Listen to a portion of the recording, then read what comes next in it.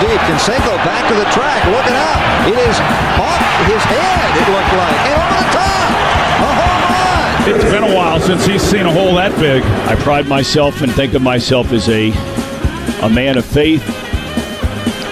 As there's a drive in a deep left field by Castellanos, it will be a home run. He starts to come, and then he pulls out. Josh Bynes has been coming all night long, but then he pulls out, and it's just hard. 2 inches short, maybe less. That's the story of my life. Receiver coach has been blown away by Crabtree's hands and his ability to suck in these balls. And the 3-1. Popped up. Castillo. Dropped the ball! He dropped the ball! Here comes Teixeira! And the Yankees win!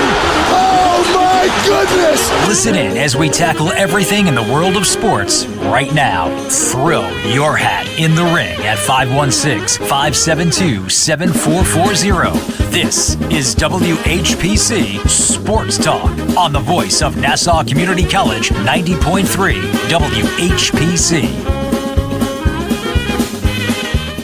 There. I would love to sit on top of the monster. Yeah, there you go. Jeff Twist. You would enjoy it. I want to sit on the. You've been to Fenway before, I've right? never been to Fenway. You've been to Fenway? I've never been to Fenway. Stop. Oh, man. No, but I want to sit on I'll donate money to charity to sit on top of that monster. As big a sports fan as you are, you need to have you been to Wrigley? I have been to Wrigley quite a few times. You need to go to Fenway, too. That's a wild guy. Yeah. Charles Barkley's a wild guy. That's another pause-worthy moment from Charles Barkley. When you look up the definition of pause in the dictionary, you should see a picture of Charles Barkley. Nah, without a doubt. I made sure to play the blooper intro with that one because I heard that last night. I'm like, nah, he's doing it on purpose now. Yeah, I want to sit on top of the monster. The monster. I'll donate money to sit on top of the monster.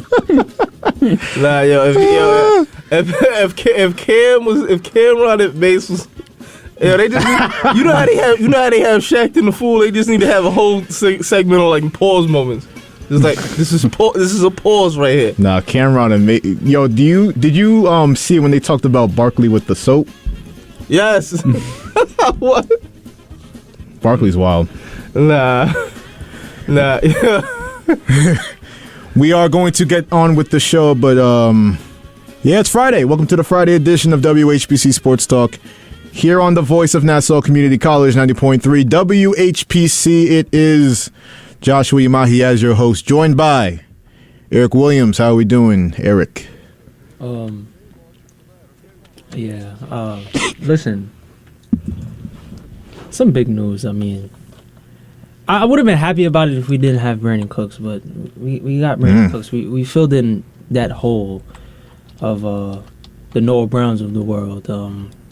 The Dennis Houstons, the Cedric Wilsons of the world, you know. But I don't know when we're gonna get into the segment, but just to give you a heads up, Michael Gallup isn't that guy. I'm just gonna tell you. What? Gallup isn't that guy. Like from last year because he came off a torn ACL.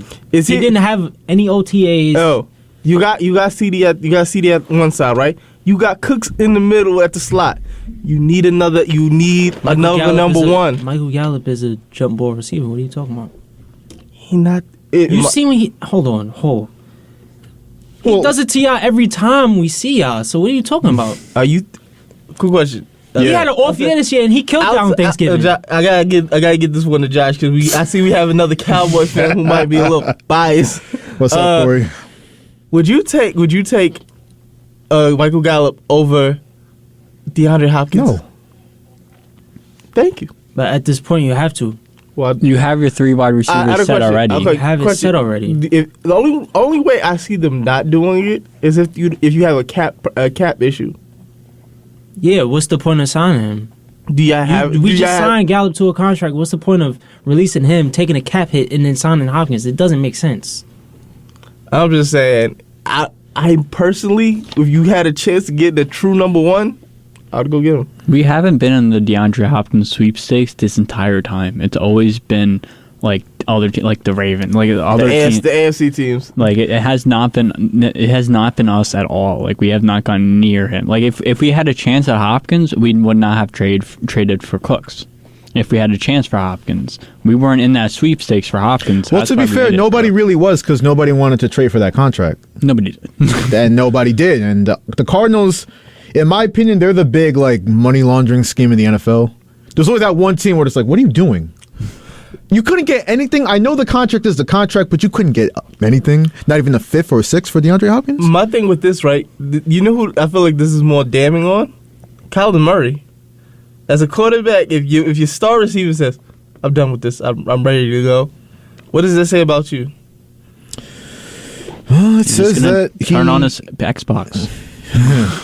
I go front when that last Call of Duty came out for some strange reason. It's like the Cardinals always had this trajectory. They started off really, really good, and some reason they just fall off. Yeah, they in the mud now. I mean, it could be around the release of a certain video game, but who knows? Yeah, what is it? Call of Duty XP weekend. It's a problem for Kyler Murray. Corey, you ready to introduce yourself? Devin O'Shea, we also got in the house. A good conversation to start the show with DeAndre Hopkins. He is now a free agent. The Cardinals released him. 5-time All-Pro wide receiver. We're going to debate which team Hopkins should sign with and if either the Giants or Jets make sense. But we want to take your calls as well. 516-572-7440, the number to call the show. Call us up. We'll talk to you. We'll let you go a little bit, get your takes off. We are going to start with baseball, though, quickly. I want to make a topic out of something that happened in the Mets series, but speaking of the Mets, they lost their first 2 games of the series at Wrigley Field. Previously, they had won 5 consecutive games, but they lost both games, and the offense looked pretty sad doing it. And on that note, Marcus Stroman, the former Met, first off, former Mets been going just ham on the Mets so far this year. J.D. Davis, Darren Ruff drove in a run. Darren Ruff drove in a run against the Mets. Wilmer Flores, all the San Francisco Giants. We've seen it over the course of the season.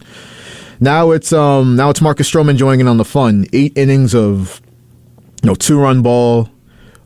Great performance. Outdueled Kodai Senga, who struggled with the weather and the wind and all that. First start at Wrigley Field. Tough situation, but took a tough loss. Threw a lot of pitches in 5 innings of work.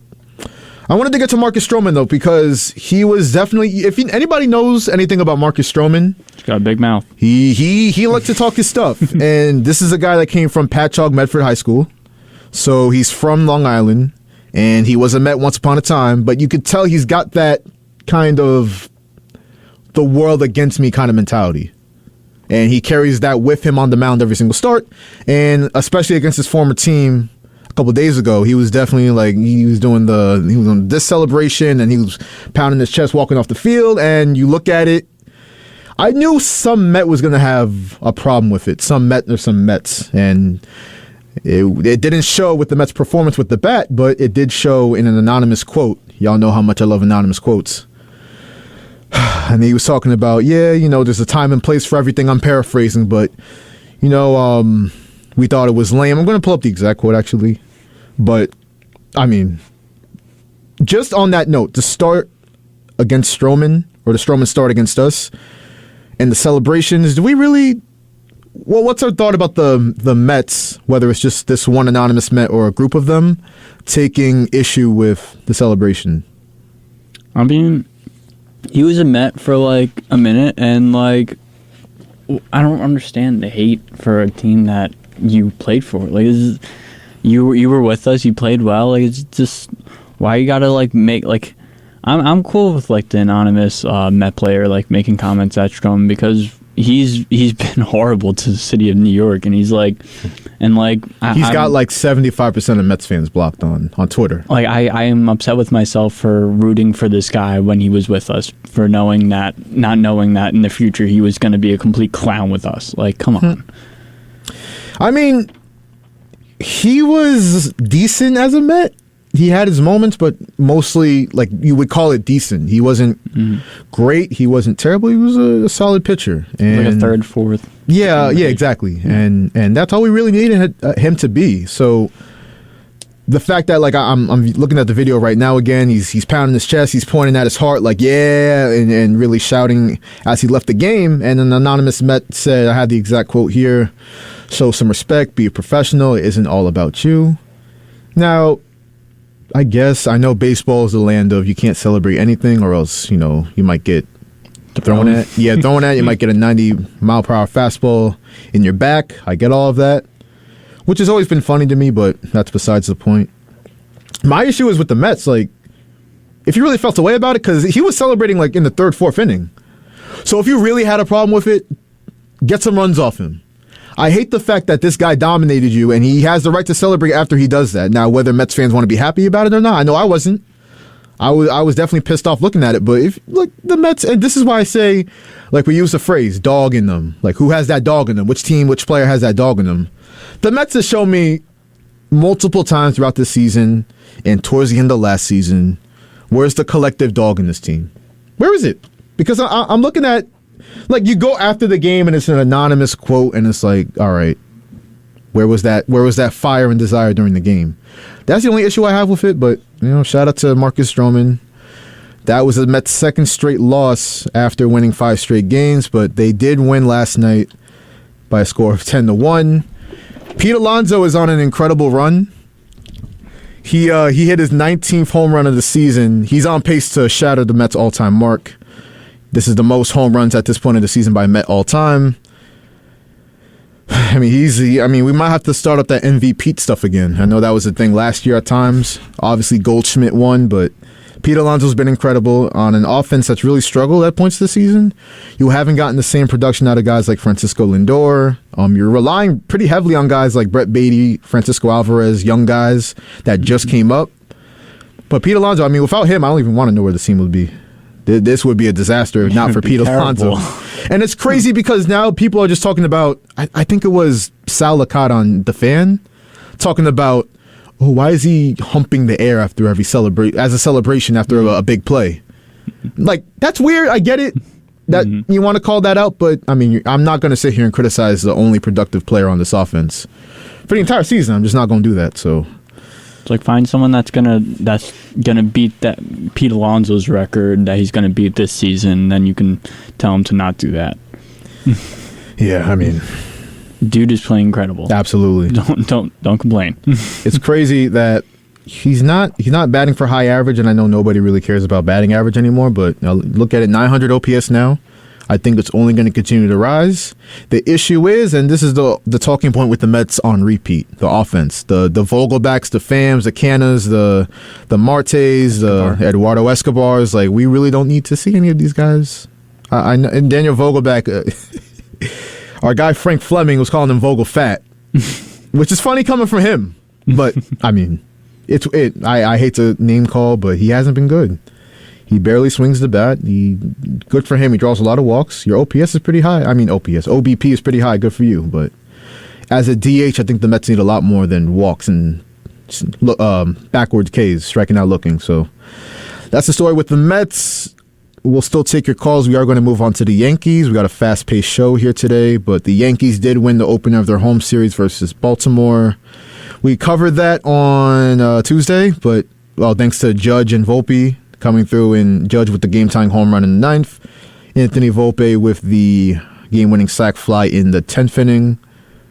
But the last 2 games, it hasn't been what you wanted as a Yankee fan. I mean, Nestor Cortez, I think I said on Tuesday, whatever day it was, Monday or Tuesday, that you want to see, we know what we're going to get from Garrett Cole, who did struggle in his start against the Orioles, but for this team to be a legitimate World Series contender, and we know they traded for Frankie Montas, that's been a disaster so far. They signed Rodon, we've barely seen him this year.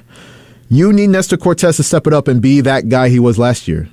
And that was always the concern coming in. Like, he had never pitched that many innings in his life before last season. And you look at it now, he hasn't been good. The ERA ballooned back up to 5 with that start on Wednesday. And then the next game, I mean, Kyle Gibson, who was garbage with the Phillies. First year as an Orioles gone a little better, but his best start of the season, in my opinion. 7 innings pitched, 2 hits.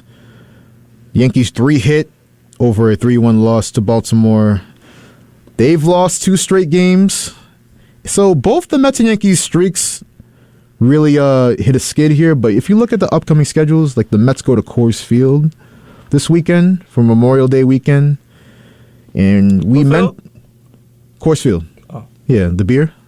Yeah. I might have some Coors this weekend. But you look at the Yankee schedule, and Devin, you mentioned it a bit pre-show. So they host the Padres, and I'm trying to pull up the rest of their schedule. Do you know what it's looking like? The Mariners Padres and then Dodgers. Yeah, that's so 3 straight matchups. Pretty tough. But you know what? It's a good measuring stick for this team. I think both the Mets and Yankees are in a similar spot where you're looking at it. They're both in a space where they've kind of been middling this season, and it can go either, one of two ways. You can either take off and start playing well, get over 500 a little bit, or, creep further towards the 500 mark, start struggling, and whatever one happens will send a clear message to the front office. But I mean, it is a pretty tough after Coors Field. It does get a little tough. It goes Phillies, then Blue Jays, and then Braves. So it'll be a pretty the Coors Field will be pretty easy. Hopefully, they better score some runs. We're in Coors Field. We got to score some runs. They better score some damn runs. After that, we also do have a pretty tough matchup going against the Phillies, then the Blue Jays, and then the Braves. So it'll be fun to see what the Mets and Yankees can do against these pretty tough matchups upcoming this 2 weeks. Yeah, going to be definitely interesting to see. I would love to spend more time on baseball, but like I said, we got a fast-moving show, got a lot to get to. But yeah, 516-572-7440. Call up about the Mets or Yankees. We are going to move on, though. Quickly, shout out Gary Sanchez, though. So he was DFA'd, but had his one highlight as a Met with that hit against the Guardians. He could still earn $1.1 million after, so, the Mets are just handing out money. Shout out Bobby Bonilla. Want to remind everybody real quick, you're listening to WHPC Sports Talk here on the voice of Nassau Community College, 90.3 WHPC. It is Joshua Umahi, Eric Williams, Corey David, and Devin O'Shea. And I want to get to a topic we talked about on Tuesday. The Knicks, obviously, Carmelo Anthony retired this week. I think it was on Monday. Definitely emotional for a lot of Knicks fans. I definitely shed a thug tear of my own. But now the conversation has shifted to, where is he going to get his jersey retired? Is it going to happen in Denver, who Jokic is wearing Melo's 15 in Denver? So it's not looking too good. Disrespectful. Which it is. Remember they gave it to Anthony Randolph before Jokic. They gave it to the fact that you gave it to the fact that Randall just. I mean, not the fact that Jokic just got that as a rookie. As a rookie, come on now. I mean, maybe they were just expecting something like big from him. Like they drafted that man during a Taco Bell commercial. Yeah, they didn't expect much from him. No, clearly. What was that? What do you call? What was that? They were tearing apart the cheese and stuff. What do you call that? Was it a cheesy gordita? The burrito in the. He got drafted during that, so I mean, they weren't expecting much, but that's still disrespectful. I forgot Corey was like, you're into basketball like that. So look, let me ask you a question. I know what you're gonna say, but yes. Do you think because I had to really back this up. Do you think Melo should get his jersey retired in New York? We definitely adopted him. We adopted him. So yes, right? Yeah. Okay. That's all I needed to know. Now, do you think? Now, obviously, it really might not happen, but do you think he should get his jersey retired in Denver? I'm gonna be honest here. Hurts feelings. I love Melo. What Melo did for the city, what he brought for the culture. Jokic did more in Denver. MVPs. 2 MVPs. And he's going to the NBA Finals. He's going to the Finals. Yeah. Most likely could win. I'm telling you, when you look at his, and we being honest, we all being honest here, he should have been a 3-time MVP. He should have been the first one. Look. You look at that man Embiid. I'm like this. Look, you ever seen that picture of it's like Embiid and Jokic, they're both running after the MVP trophy. They get there, and Embiid got the trophy, and he keeps going. But then Jokic just keep going after the GOAT. Yeah. At the GOAT, I'm like, that's kind of what it was. It was like a situation where it was like the media scrutiny. He was like, I'm done with the MVP. Let me get on to these championships. And the fact that we can't say like Melo didn't have anybody, because there was times he had Chauncey Billups. He had old Chauncey. Yeah, that wasn't the. He had AI. He had a good AI for a couple years. I know what he's trying to do. JR. Like, every teammate you're about to name, they were at the latter end of their career. You got to put a disclaimer on that. His carear. Yeah, JR was beginning. And you can't really it was kind of a bad idea to put AI and Melo together because they're two ball dominant players. You can't, and they don't share the ball, so you can't really say that he was a good teammate to him. Melo really needed a point guard. He never had that in New York. I mean, many people think that Melo was robbed of a Rookie of the Year in 2003. He was. I'm happy you brought that up. No, he definitely was. Yeah. He was. We can run down the stats if we want right now. He was. LeBron didn't do very great. Like the Cavs didn't go very far in his rookie season, and the Nuggets went very far in his rookie season. Melo averaged more points per game. Mm-hmm. He actually took Denver, who was a garbage team the year before, to the playoffs. Melo never missed the playoffs in Denver. Never. He got them before Jokic to as close as they've been to a championship. He got them to one conference final against Kobe. You weren't going to win that. There's no point of rehashing history. You know, LeBron got it. Just let that be. He shouldn't have got it. You can't go back in time and give the award away. You know? I mean, that's like when people say Anthony Edwards deserved the award over LaMelo. You can't go back in time. It is what it is. History's been written. I mean, I guess, but yeah, no. We'll agree to disagree. I definitely believe. I feel as though. I mean, Carmelo is more respected in New York than he's been in Denver these last since he's left. Since he's left, he's been more respected in New York. He feels more a part of our culture than he ever does. And mind you, if you that Denver Nuggets Melo jersey was going platinum in the hood. Like, you've seen people wearing that. Yo, look, that with the when he had the PEs. I'm talking about when he had the Jordan the Denver Nugget PEs with the baby blue 12s and the tools. even his first shoe was good. Like not too many people say they had a good first Jordan shoe that wasn't a retro. And I mean, he the only one. Melo is a big Melo being traded to the Knicks is also a big reason that the Nuggets are in the finals right now, because the man that was in that trade for Melo to go to New York was a pick. And that pick just happened to be Jamal Murray, who averaged over 30 points a game in the conference finals to go to the finals. I mean, he is the reason that he's there. Yeah, and to that point, and I said this Tuesday, Melo could have honestly pulled a KD. Okay. Yeah, he could have just left for nothing. At least he demanded a trade and gave Denver the opportunity to get something back, like a Jamal Murray in a future pick. Melo could have pulled two. I call them nuclear moves. He could have pulled two moves that could have changed the NBA forever. One, he could have went to the Heat when the Heat with Braun and Wade, because it was originally supposed to be him. It wasn't supposed to be. It wasn't supposed to be Chris Bosh. And we would have never got that infamous picture of Bosh with the champagne. Yeah, Chris Bosh is. That's a violation. That's a violation. But then another move that could have just crazy would have been crazy for the NBA. Melo to the Bulls. Yeah, I remember that. I remember hearing that. And they wanted him so bad. The two times that I've ever seen them recruiting Melo so bad was for the Bulls and for the Lakers. I forgot. I want to say it was I forgot what year it was, but you would see those two photoshops every year, every day, between Lakers fans and Bulls fans. When he hit free agency, I remember that year. It was either he was going to the Lakers or the Bulls. I was like, he could go to the Bulls and be with D Rose and Joakim Noah and them. That would be tough. Or he can go to the Lakers and be with Kobe at the latter end of his career, but you probably help him win another chip. Yeah. You never know. So it would have been more help than what he got from Dwight. I mean, if he went to the Heat instead of Bosh, I mean, who would have passed it back out to Allen for that three in that corner? I ain't gonna hold you. Melo would have shot that. Melo would have hit a "F out of here, I got it," then pass it out to Ray Allen. That's what he would have done. That's definitely what he would have done. Nah, Melo would have got the rebound. He would have said, "I got it," and would have shot that from a mid. He wouldn't given it out to the three. He would have shot the mid range. He definitely would have hit that head fake, that double head fake. He was legendary for that. That first step on the rebound, legendary. Nobody. I think Melo's the best at that particular skill in NBA history. But I mean, this got me feeling like I need to go home, play NBA Live 06 and just ball out with Melo for braided Melo for a little bit. Yeah, Braden Melo was an era. I remember when he hopped on Ned's Declassified.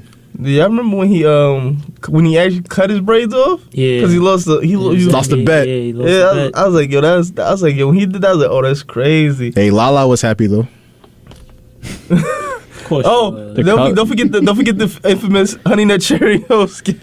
We don't got to talk about that. We're honoring Melo. We don't got to talk about that. We talking about some of his iconic moments. The Cubs have a combined no-hitter right now. Yo, yeah, you just jinxed it. It's not going to happen. Now. This is quickly like a little side thing. I forgot. Was it this week? Did y'all see the Toronto Blue Jays? Like they had like 20 points in one game. 20 runs, yeah, against the Rays. Yeah. I was like, they was looking like football numbers out here. Yo, shout out France. That was belted cheeks. But nah, Melo, he always gonna be respected in NY. Always. He was from Red Hook. Even though, he's always gonna be a legend. Yeah. Yo, I'll be like every so often, I always be thinking like he from New York, and then I remind myself, nah, he from Baltimore. Like he from West Baltimore. West Baltimore. Hey, yo, and people don't realize this. He was Ja before Ja. He was. Yeah, I know where you're going with this. When my son water, we don't snitch. Stop snitching. Stop snitching. And then he had you know how he used to he had the whole West Baltimore thing going on. He had the tattoo on his arm. I seen a video of Melo this summer, right? He was in Baltimore. This is how you can tell he really from where he from. Like mind you, he a millionaire. I seen his son drive, like he was riding around in like a car way too small. And you know how when you riding he was riding a hoopty with like one of his mans, like in Baltimore. Like a hoopty. I'm talking about like the rims would like, you know how when you have like one of them spare tires on it? He had a bunch of spare tires on his car. Yeah, he knows where he comes from. We got to get to the caller though. Caller, you are on WHPC Sports Talk. Identify yourself. Tell us where you're calling from. My name is Justin Greenberg, host of the Radio Rumble. How are you, Josh? Hey, the Radio Rumble tomorrow, 12 to 2, correct? Yes, sir. Yes, sir. Justin, I told you this in text, but I'm disappointed in myself. I couldn't make it. Me and Justin have never done a show together. I've been here 2 years. Yes, that's got to change. That will change. It will change for sure. Well, you guys were talking about the Nuggets. And I have a list. I have a list for you guys, and I want your guys' answer. Maybe my list is different than your list. So I have my 3 worst names in all of the NBA, but you can do all of sports. This is going to be good. Number 3, I have the Magic, because like Magic's not real. It's just like a allegedly fake name. Allegedly. It's not real. Allegedly. Okay. I mean, no, they was pulling. Look, I'm not gonna lie. When they first got introduced, they was pulling some magic by getting them by getting Penny and Shaq. They pulled some magic. Were they pulling magic or were they? Yeah, that's a little shenanigans. That's like some Patrick Ewing, 85 magic. And then getting Dwight. Yeah, nah. Yeah. And Tracy McGrady. Maybe it is real. Look. Magic is real because they had too many problems for a team that bad. They still got no championships, though, so the Magic's running a little low. Number 2, I got the Jazz. Now, I love jazz music, but Utah just does not belong with jazz. When they were the New Orleans Jazz, it was cool. Yeah. The Utah Jazz, no. I mean, look, team got sold or whatever, they sold the team to Utah, but we all know that it's New Orleans. Like, there's a reason why they had jazz, because everybody know there ain't no jazz in Utah. And number 1, I'm going with the Nuggets. It's the most embarrassing name. Corey, you're a wrestling fan. You remember in the late 90s, they used to call Owen Hart the Nugget. That's all I think about. I think about that little nugget on the side of the toilet bowl. Yeah, I know. But you guys have a name? Is there a sports name? Not just doesn't have to be basketball. You're just like, damn, I'm so happy we are not, associated with that. The Washington football team? Oakland Athletics? Yeah, that's a bad one. I just saw the new stadium that they're thinking about making for the new arena, and it looks pretty cool, actually. It does look pretty. I like it. Yeah, I guess. What's a Clipper? Like, what the hell is a Clipper? The LA Clippers. Can anyone tell me? There's so many. What's a Clipper? There's so many origins for these team names. I have no idea where these names come from. I have no idea what a Knickerbocker is. I have no idea what that really is. I'm trying to think of some more. There's a few, like the Diamondbacks, I guess, because they're snakes. I guess. Yeah. I mean, the Rays. let's be honest. The Rays, they killed Steve Irwin. I mean, that has to be the worst name now that I think about it. we still getting our get back from that. What's the worst? You said the football team, right? Or the Commanders is pretty bad. If your nickname for your team is the Commies, that's not a good name. No, time out. Did you hear that they might actually lose that name? You're lying. They might lose the Commanders because they don't own the trademark. Yo. So I was like this. They might as well just go back to being the Washington football team. You know what they call that? Another Dan Snyder masterclass. That's what they call that. And whoever, because mind you, there was people who actually, like, before they was changing their names, were taking up and buying the trademark. So that, guess what? If they do change the team name, they would have to pay them. They're a disaster, yo. They shouldn't be a team. They should be. They should be like, yeah. They should be just gone. Like, what do you think abolished. What do you think of the Cleveland Guardians? That's horrible.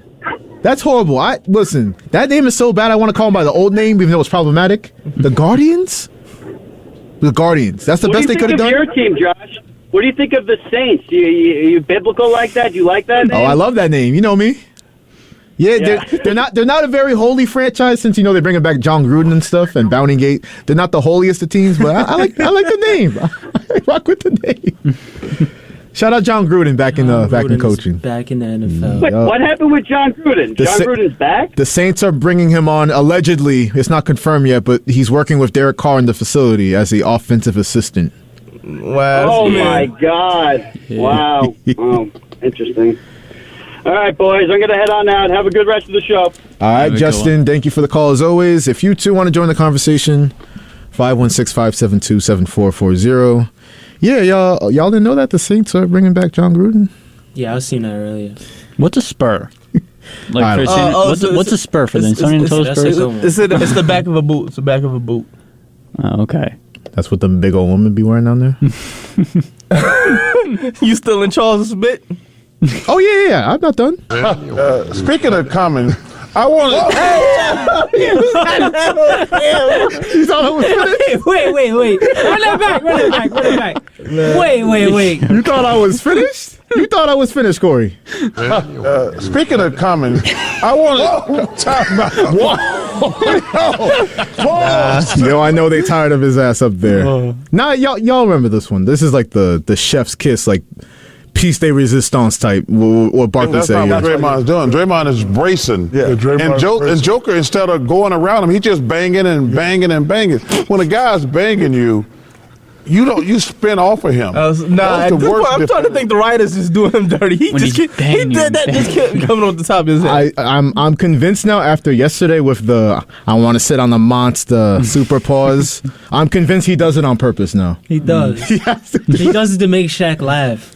Like to see him laugh the way he does when Charles says that AO stuff. Yeah. Like, say it again, Chuck. Say it again, Chuck.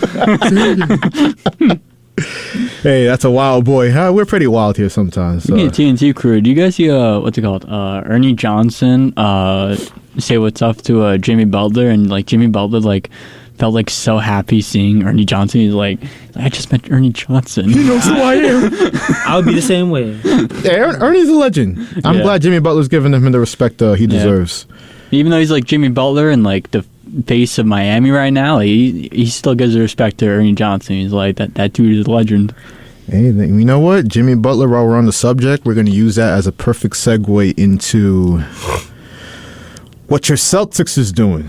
Oh, yeah. So they win 110-97 in Game 4. I was watching that game at a bar, so very drunk. I remember the Heat being up like 9. Mm-hmm. And then I got up to the bathroom, and I come back, and the Celtics was up 9. Wait, hold up. The Heat went up 9 at one point? Yeah, in Game 4. At halftime, they were up 9, and then we went on like I think an 18-0 run. 18-0 run. Yeah. Literally, I was dying laughing. Like, I went to the bathroom, Heat was up 9. I come back, they down 9. I was like, yo, what the hell happened? Yeah. Jason Tatum happened. So, elimination game, Tatum struck again. Game 4 win in Miami. And Jaylen Brown, Marcus Smart, don't let us get one. That's what they said before Game 4 when they were down 3-0. So they win Game 4. They come back home to Boston last night. Yo, absolute beatdown. Like right from the start of the game, you had Marcus Smart get a steal. 3. Yeah. But like reversed. It was Belt to crazy. cheeks. Absolute belt to cheeks. Mm-hmm. The Heat lost every single quarter to the Celtics. The Celtics did what they were supposed to do. They defended their home court for once. 128-102 win.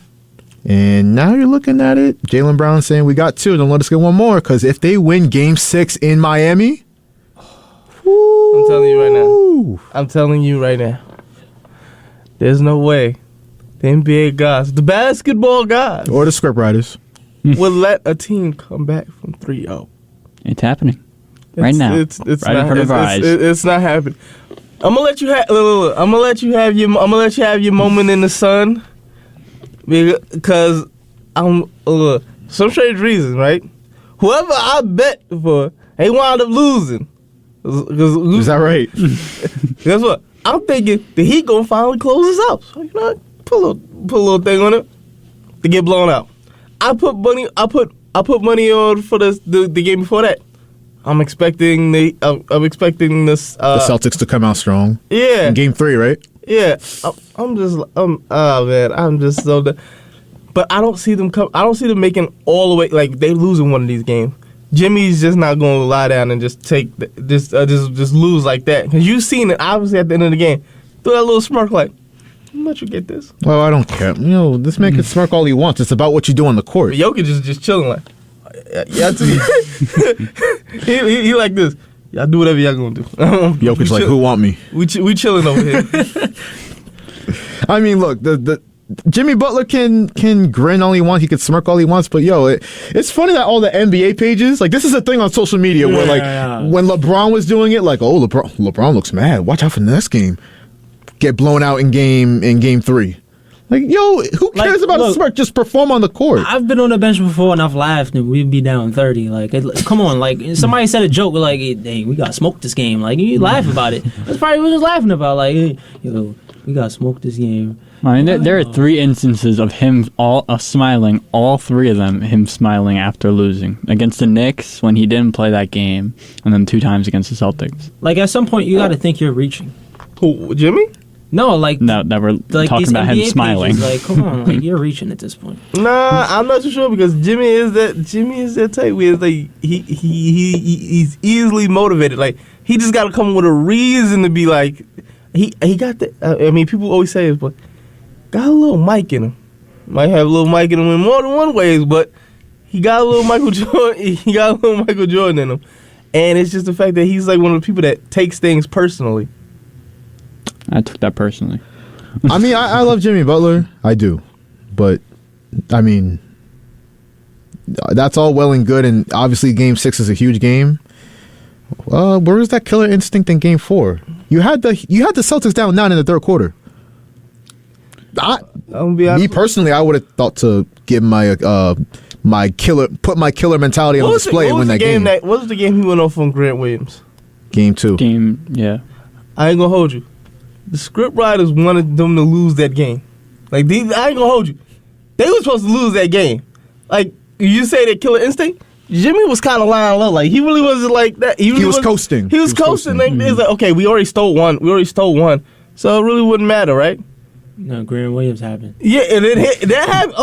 Oh, you talking stuff. I was letting y'all rock. Now I'm about to go off and show you what it really is. Grant Williams had to do was shut up. Like, you made a layup and you want to get in his chest. Like, they was up by like 10, and I'm like this. I could have just rolled out the win, and then he just, oh, you said something? I got flashback. He said, yo, hand. Give me the rock. Hand. Got the ball, took him all the way to the other side of the court, came around, straight into his chest, and won. I don't even know how he hit that. Nah, that was the very next possession, too, and then he just went off 9 straight points after Grant Williams talked to him. Who that remind you of? Jordan, yeah, but, I mean, where was that in Game 4? That's what I want to know. In Game 5. In Game 5. I know Gabe Vincent, that's a big piece that they're missing to an ankle injury. What if, like this, okay, we want to get this to the fans. We want this on the home court. We're going to just let them rock for a little bit. I mean, Haywood Highsmith off the bench did very well in getting minutes in replace of Gabe Vincent. He did very well. And I'm like, where in the world did Marcus Smart just start making shots from? Because like a whole time he holds a record for most threes in a game. Whole time I was betting on Marcus Smart. Boy couldn't even land on the side of a bucket. Like I literally bet him to get like 11 points like 2 games ago. Couldn't get me nothing. Putting your hard-earned money on Marcus Smart. No, let me tell you. I had covered everything. I think I had like a 5-leg parlay. I would have won like $400, right? I put $20. Marcus Smart had 13 points. All he had to do was get 13.5 points. You sent this to us, yeah. Over 13.5 points. All he had to do was get 14 points. He goes up. I'm thinking, yes, it's a foul. And he got the bucket. What does the ref do? He's standing there. Just look at him. That was such a foul. It was like, thank you to the ref. I just didn't. I didn't cash out. That's on $400. hard. Nah, I've had that happen before too. When the player literally covers it and you're celebrating, and then the ref just like they start running and stuff like offensive. I'm like, yo, what yo, that's my money you playing with. You don't understand. Like, I was watching the game and I'm like, there's no way. Like, because they lost the game already, so it's like no point in him getting any type of buckets. It's heartbreaking when you know they're gonna check out the game. Oh yeah, when there's still time and they gotta check out the game because of the score. You know what that happens a lot too? Football games. Like with the quarterback, like them winning by a lot. There was a game I needed. Receiving yards getting called back, or rush yards getting called back by penalty. So there was a game. I had a 10-leg parlay. Beautiful parlay. All I needed was Robert Woods to get 39.5 measly yards, right? That's all he needed to do. He had a huge catch in the second quarter. Offensive pass interference. And he had it right there. So I'm thinking like, okay, there's still 2 quarters to go. Like, he got this. There's no way he's not going to get this. He ended the game with 37 yards. I was, guess what? I feel the same way because guess what? I forgot the LA Rams Super Bowl. Oh, which one? The one that recently against Bengals. Yeah. I was up. I was about to walk away crazy. Odell Beckham, when he tore his ACL, I felt like I tore mine. I was like Simba in the Lion King. I'm like, get up, my money. I was so sick because I was like, I covered everything. Look. That was a great game for parlays. I feel like everybody was on track to get something. Wait, what's the Bengals' other receiver, number 85? T. Higgins. I had T. Higgins for like 2 touchdowns. Got it. He got it. I was like, nobody believed that because I was like this. Jalen Ramsey gonna be covering Chase the whole time. I'm like, yo, he gonna go off. He went off. I had Cooper and then Odell. I was like this. I just needed him. All I needed him to get was 60-something yards. And yo, he was so close. I had him for 62. He was so close. Yeah. You know what's funny? The T. Higgins 2 touchdowns, like every major like betting TV show is saying that. I'm like, yo, T. Higgins 2 touchdowns? He hasn't gotten 2 touchdowns all season. Like, why would that happen in the Super Bowl? He got that, and then obviously I had Odell on my ticket too. I had 2 tickets, 1 hit, 1 didn't. I thought they should have avoided that one though. But that's besides the point. I forgot what we were talking about. Oh, the Celtics. All right, guys, I need a guarantee. I need to hear y'all. Which side are y'all on? Do you have the Celtics being the first team out of 151 to come back from a 3-0 deficit? Or do you have the Heat winning one of these last 2 games? In my opinion, they have to win Game 6 and moving on to face the Nuggets. Listen, that crowd in Miami it's a little fake. They got to start showing up. Because they show up late to games, and then it seems like they don't bring energy into the fourth quarter. Why do everybody call them fake? I mean, you be seeing the whole whiteout. Yeah, but having all celebs. There was a play-in game. There was half full when the game started. Like, and then we all know in Game 6 of the finals they left early when it looked like they was going to lose in 6 games to the Spurs. Yeah, they're fair weather fans. Yeah, they are. So they need their crowd. I feel like that. But as far as Miami taking the Game 6, yeah, they might do it. Right. I don't know which game. Eric says yes. Miami wins. I don't know which game. I don't know how it's going to happen. Well, it better be Game 6. Yeah, it has to be. But there's no way in the world the basketball gods are going to allow the Celtics to come back from a 3-0.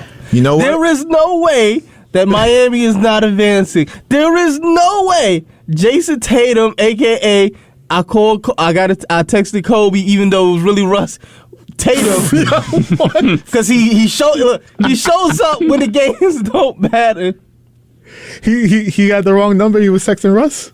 He be texting Russ because there be games where there's games where he disappears. Like that's true. I'm like, he just showed up maybe these last 2 games, but outside of that, boy been trash. He dropped the most points in a Game 7 ever in a playoff game. I just a disclaimer. My guy over here is a Celtics fan, so like he gonna make it try to sound real nice, but you gotta know they not allowing that. Because look, you gotta ask yourself, it's a battle of the embarrassments. Do you want to be known as the team that was a 1 seed that lost to an 8 seed, or do you want to be known as a team that gave up the first 3-0 comeback?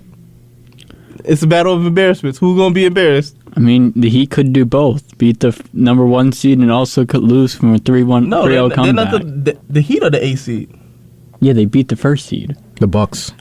I'm saying they beat the first seed and they can also lose 3-0 against the Celtics. Because, I mean, like they showed the stat yesterday, like that Tatum is averaging way more points than in eliminations games for all time of Celtics. He dropped 51 in Game 7 of the semifinals to advance. We were down 3-2 last round against the Sixers. We were down 3-2. We beat the Sixers away, and then we went on to go to Boston. We beat them in Boston. We're used to this. We're used to being down 3-2. Well, last year we were down 3-2 against the Bucks. We beat them in Game 6. Grant Williams went off in Game 7. And we beat the Bucks last year. Like we are used to coming back from 3-2. We've done it twice in the last 2 years already, and we're gonna do it again. Like I like when we were down 0-3, I gave us a 20% chance that we actually make the comeback. You still gave them a 20% chance when they were down 3-0? I gave them a 20% because I because he's a fan of the team. I'm a fan of the Celtics. I'm always gonna have hope for them, and we're now down 3-2. We won 2 straight. We don't look like we're going back at much anymore. Derek White was on fire yesterday. He could not miss. Smart was incredible. The defense, the two teams compared in the defense, our team wiped the floor. Smart had like 5 steals, I think. He set the tone. Like the number 1 stat that I saw yesterday, that was like the decider between the win and a loss. Our second chance points where I think it was 17 to I think 0. The Heat had 0 second chance points last night. See, now that's Bam Adebayo is a multiple-time All-Star in this league. Like, what are you doing? Like, how are you allowing that? Like, Al Horford had 5 offensive rebounds yesterday. We had you can't win when you're not getting you're not getting the defensive boards, and you're allowing that many offensive boards, and then allowing those second chance points. It yesterday looked like how it did in Game 3 when the Celtics were not even trying out there. We weren't even attempting to even win. So, I mean, we're hot right now. We are hot. Like Jaylen Brown, Marcus Smart said, don't let us win that game. They let us win that game. If we win in Game 6 in Miami, it'll be tough because in Miami it's tough because, I mean, they're pretty crazy. But, I mean, if we win Game 6, there is no way that we are losing Game 7 in Boston. Even though we're not very great at home in the playoffs in the last 2 years, we're still winning Game 7. Hey, so it sounds like you're very confident in your Celtics. What I'll say, and Corey said this pretty much, but used the basketball gods, I would say you wouldn't think there would be any way that Eric Spoelstra and Jimmy Butler, those 2 great playoff performers, would go up 3-0 and then proceed to lose 4 straight games. Like 4 straight chances to punch your ticket to the NBA Finals. Spoelstra, best coach in basketball, against a guy in Missoula who has looked outmatched at times, even though he's been better the last 2 games. Mm-hmm. You wouldn't think that would happen, but if you look at it now, the Celtics clearly have all the momentum, number 1. They have the most talent, number 2.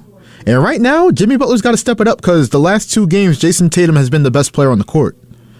So I think everything's in the Celtics' favor in terms of coming back from 3-0. If you put my feet to the fire and you're asking me, are they going to do it? You know what? Guarantee they going to do it. The Celtics going to do it. Here we are. The Celtics going to do it. They're going to be the first team in NBA history to come back from 3-0. They're going to win Game 6, and then they're going to, you know what they're going to do Game 7. Play the audio. Play that. Guarantee. I just needed to reassure myself that you put Chuck's curse on that whole thing. So the power of the Chuck curse and the Umahi jinx. I would love to see Jimmy Butler go to the finals. I'm just say whether I believe it or not that the Celtics are going to do it. Don't do that. Nobody wants to see the Celtics in the NBA Finals. I agree with that. I do, but I know what you're doing. I know what you're doing here. I know what you're doing here.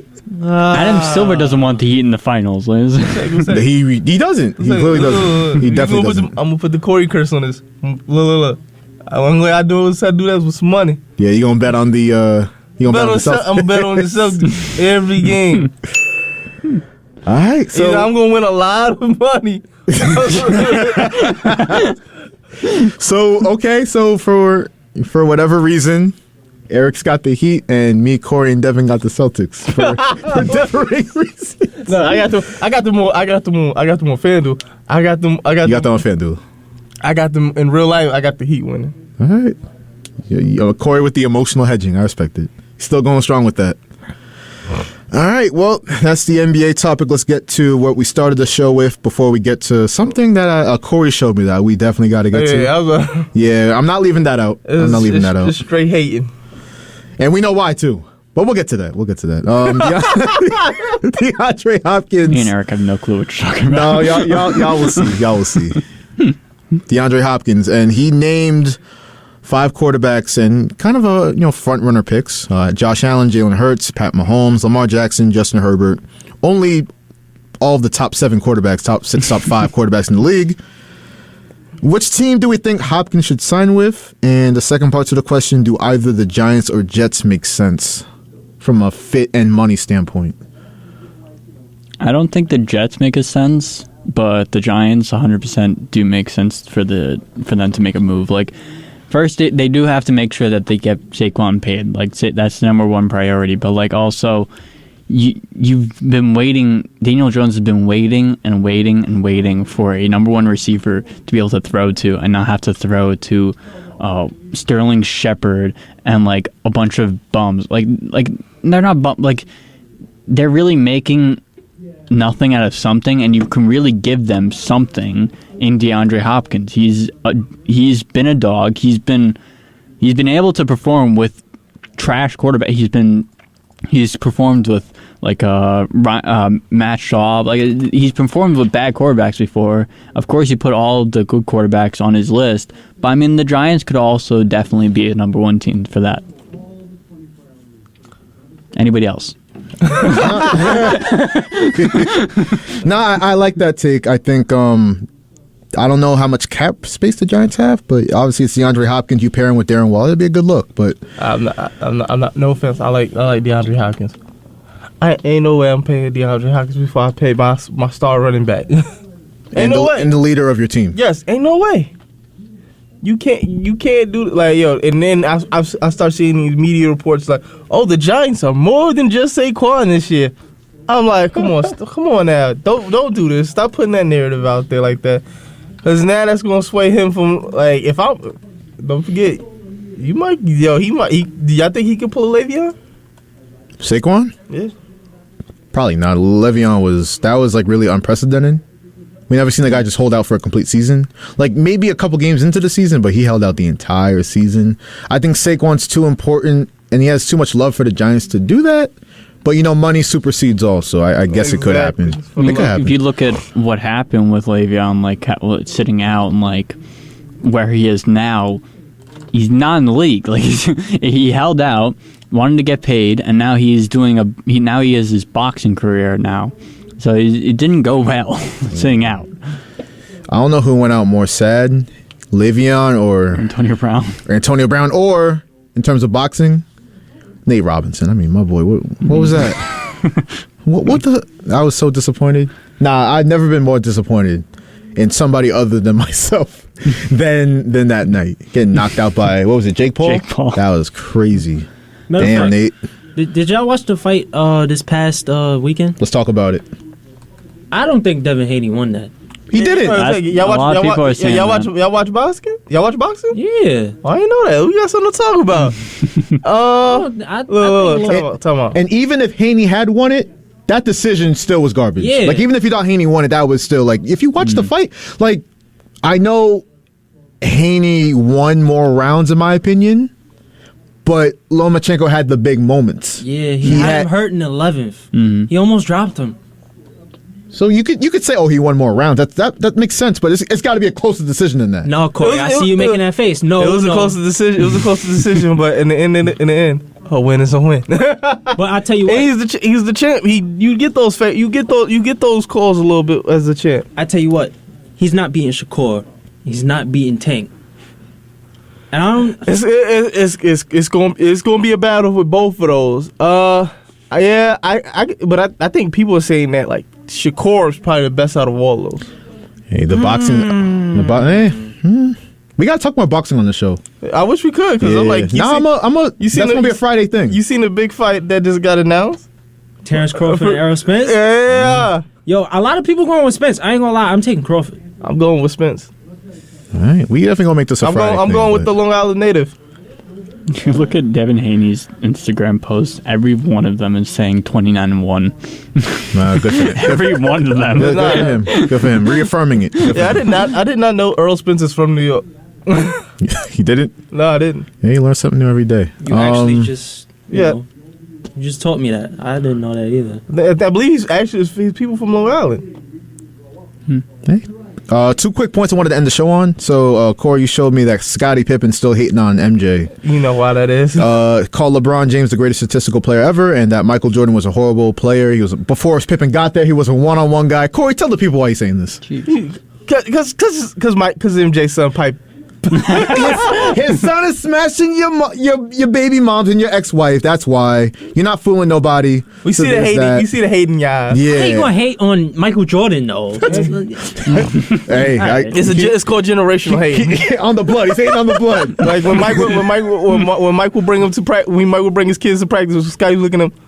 Hate you. Hey, there's that, and there's also Kwame Brown and Shannon Sharp got into it. And then Shannon Sharp place wound up getting robbed today, and they made off with over $1 million worth of bags and watches. Kwame made that call. Made that call. Stop playing with Kwame. You better stop playing with. Stop it.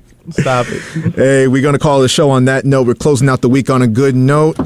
We'll see y'all next weekend. For Devin O'Shea, Eric Williams, Corey David, this is Joshua Umahi signing off. Thanking you once again for listening to Sports Talk here on the voice of Nassau Community College, 90.3 WHPC.